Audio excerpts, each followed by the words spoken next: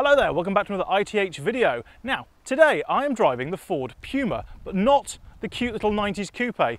See, I'm driving this, the new, not quite so cute, but still not so small SUV. Now, I've been very vocal in the past about the fact that I very much dislike SUVs. I think they're too big, too heavy, and basically pointless. And 99% of owners would be just as happy with an estate car. But the biggest question is, can Ford change my mind?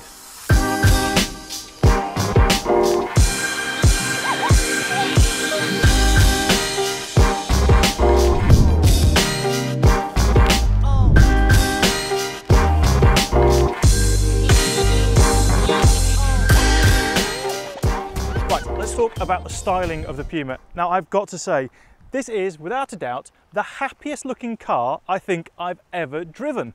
It's just got these lovely big eyes and a massive wide smiley mouth. It only works when you look straight head on, but honestly it's a really smiley like E type. I know it probably doesn't look very good on camera, but if you look at this car in the metal, it is happy and it makes you happy when you see it, which I love that fact. It's an SUV, but it's curvy, it's sporty looking. And I hate to reference the marketing bump, but it genuinely does look a bit like a pouncing cat. Oh God, I feel an idiot saying that, but never mind. Now, helping with that is the fact that this is the ST Line X trim. And what that does is bring extra sportiness and stuff, spoilers and all that nonsense, extra swoopy bits down here and a more extended chin spoiler. Now, being a press car, this is obviously spec'd up to the nines. We've got Desert Island Blue paint. This is £650 option. And we have got the fixed LED headlights. Now these are £800 option, but they are very, very effective. They really do light up everywhere and they've got very nice DRL graphics in there. And if I come around the side here, these are the 19-inch wheel option, £450. Now the standard 18s that it comes on are very nice looking wheel, and I don't really think this does much, and it may mess up the ride a little bit. So yeah, not a great option for me, that one. And finally up here we've got the £800 panoramic roof, which is quite nice. This opens as well, which is very rare on a car of this size.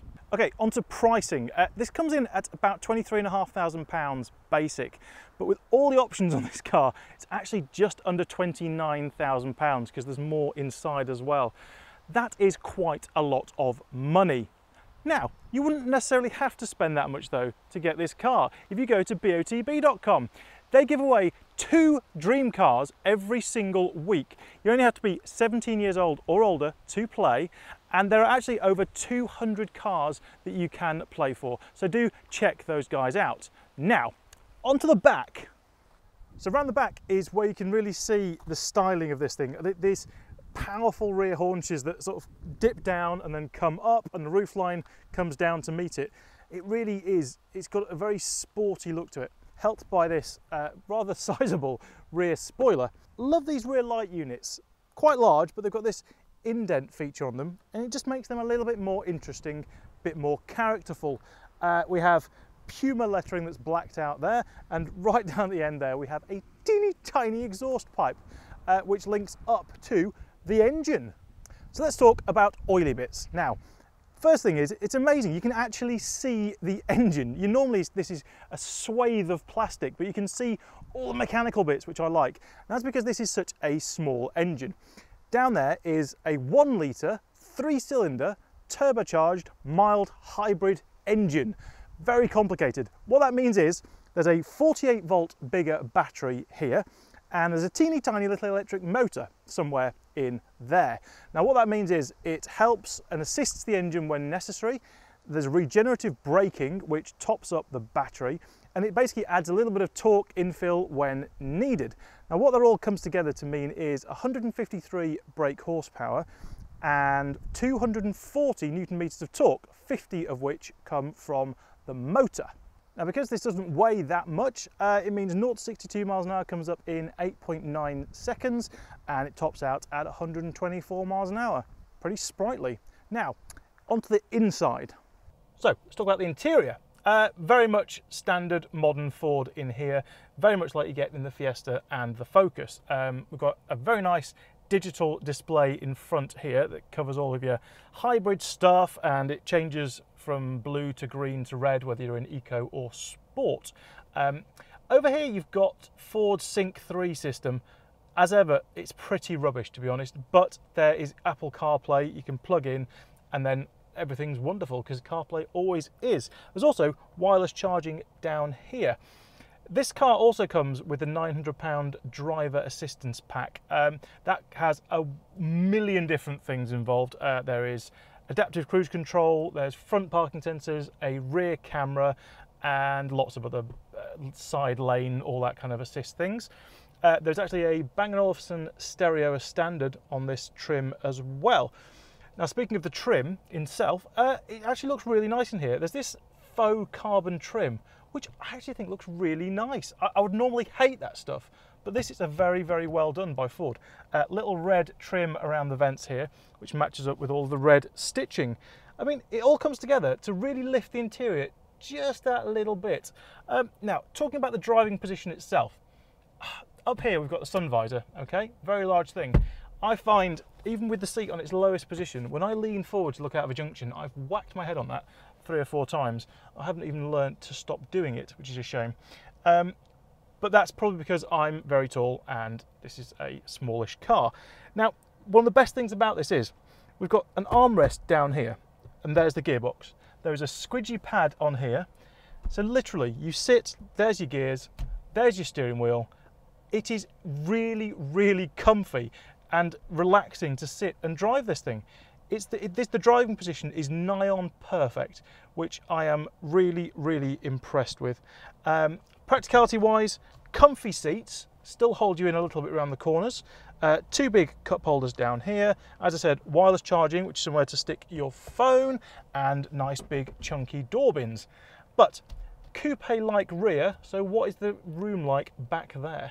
Right, the Tim test. Yeah, it's not faring particularly well in here, I'm afraid. For a start, when you get in, this roofline here is very low. I had to really duck down to get in, and because of all this and the panoramic roof bits, I'm kind of wedged in here. Knee room is quite bad. I'm actually pushing into the seat in front. As I've always disclaimed though, I'm 6'3", so it's not a normal use case, me behind me. But yeah, it's pretty tight in the back here. Right, talking about boot space, this car has got the £600 power hands-free tailgate option. So I'm supposed to be able to just wiggle my foot under here. Wiggle my foot under here. Hello? Wiggle my foot under here. There we go. Technology, isn't it brilliant? Anyway, so that means in here we've got a fairly decent sized boot actually. 456 litres, which is considerably bigger than you get in the Fiesta. When you fold the seats down, it's over 1200 litres as well. But the party piece for the Puma is actually this flat floor, which looks really good and is great for loading things in, lifts up like that, and down here you've got what they call the Mega Box. It's an 80 litre plastic rubberized box down there. Basically, it's for putting in paint pots, milk, muddy boots, anything that can go in there. And there's a drainage hole at the bottom, so if there's mess, mud, all that, wash the whole thing out and it's lovely and clean. Absolutely brilliant idea. So what is the Puma like to drive? Well, the ride is a little bit firmer than I was expecting, but this has got, being the ST line, it's got the sport suspension, so yes, it's always going to be a little bit firmer than the normal basic models. It's also got the 19-inch wheels, which make the ride a little bit jitterier, but the payoff for all this is that it's got a lot tighter handling. And this is where SUVs generally fall over, sometimes literally, because they roll all over the place and things. This is a lot tighter controlled, and it's actually, dare I say it, a little bit fun. So in terms of size, the Puma is slightly taller, well 50 odd mil taller than the Fiesta. It's also longer wheelbase. Crucially, it's quite a lot wider with a wider track. Now, what that track increase means is, as I scoot around here on this roundabout, is, oh, hello, I'm losing it, is that it is, the track means it sits a lot more square on the road, compensates for the higher central gravity, and it means that it actually handles as opposed to rolling all over the place. And of course, one extra benefit of the height is that you can see out better. I can see over other cars. I've got a much better view down the road than I would have in an equivalent Fiesta.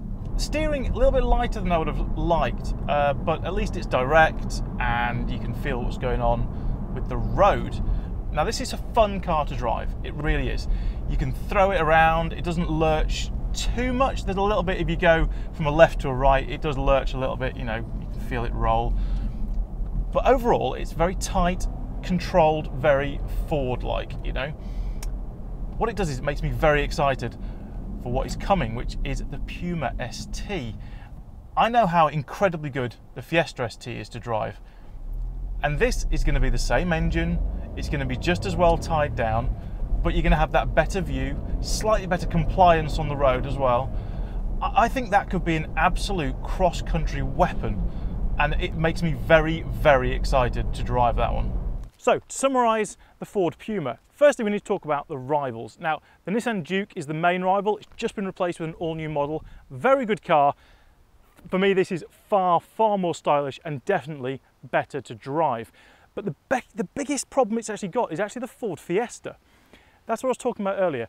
I don't really like SUVs because I think the normal car can do everything and SUVs have lots of downsides. But actually, I'm finding this really doesn't. If I look at my handy stat sheet here, now it actually only weighs about 60 kilograms more than the equivalent Fiesta. Now that's a Fiesta, 5-door, same engine, same trim level, same wheels, everything.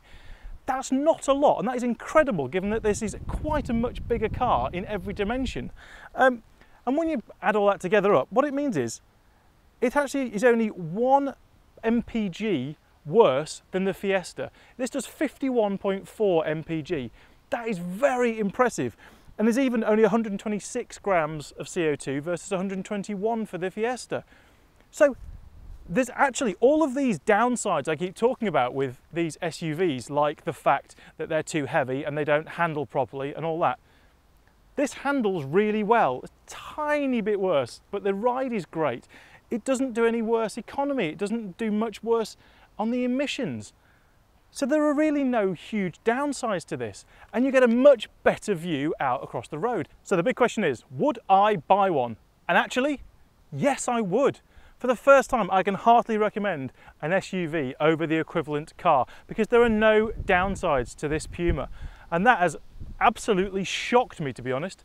Right, once again, I have to say a huge thanks to BOTB because they make these videos possible. They give away someone's dream car twice a week, so please do go and check them out. And also do hit the like button and the subscribe button and all those nice things. And we will see you in the next video.